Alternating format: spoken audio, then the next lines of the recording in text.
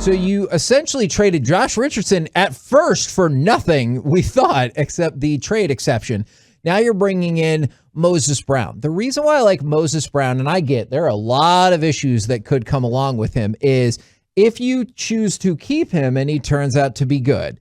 This year, he makes $1.7 million. Next year, he makes $1.85 million. The year after that, there's a team option for $2 million. So think about that. In the next 3 years, he makes a total of $5.5 million.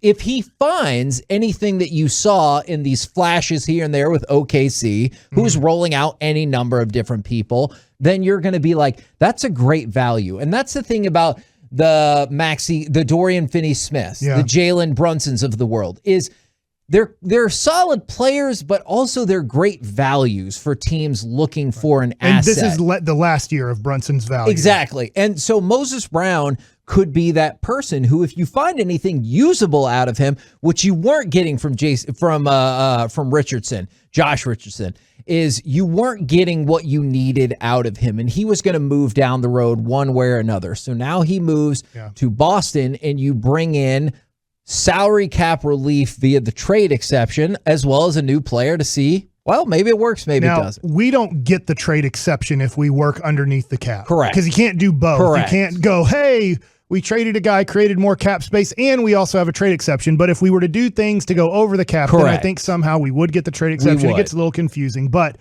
Moses Brown, I talked to people that I have contacts with in Oklahoma City, and I thought they gave me a very good scouting report. They said at times after the game was over, you'd be doing a post-game show, and they would be talking about Moses Brown was a major difference in this game on what he did, blocking shots, running the court, finishing at the rim.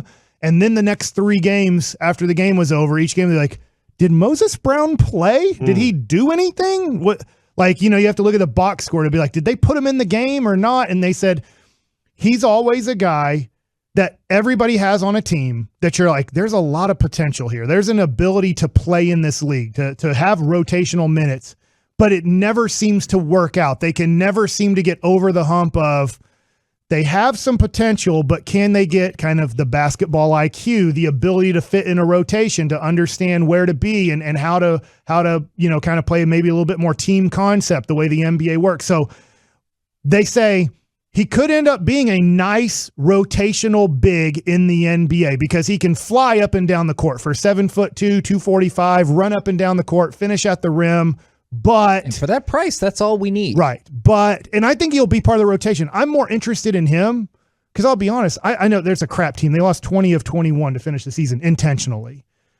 I don't think Willie Cauley-Stein could go to Oklahoma City in that situation and average 8.6 points and 8.9 rebounds. Were you surprised that they picked up that team option because that's for $4 million? After they got Moses Brown. Yeah. I was like, and then we hear that they're getting Boban too. And Willie Cauley-Stein has had his time in Sacramento, didn't help them at all become better. He went to Golden State because they're like, we still want to win a championship and we're lacking money. Hey, come here and win a championship. He's like, this is great. And then they're like, we got to get rid of this guy. He can't play. And now the Mavericks have picked him up, and now they have him for a little bit. And, he was a major highlight factor on the YMCA video, right? I mean, he can miss dunks and layups and, he is not a good player in the NBA. He was a high pick, but he's not a good player. But I guess they feel like he can maybe give something more. And at $4 million, that doesn't hurt you like as much as Dwight Powell. Dwight Powell kills you at $12 million.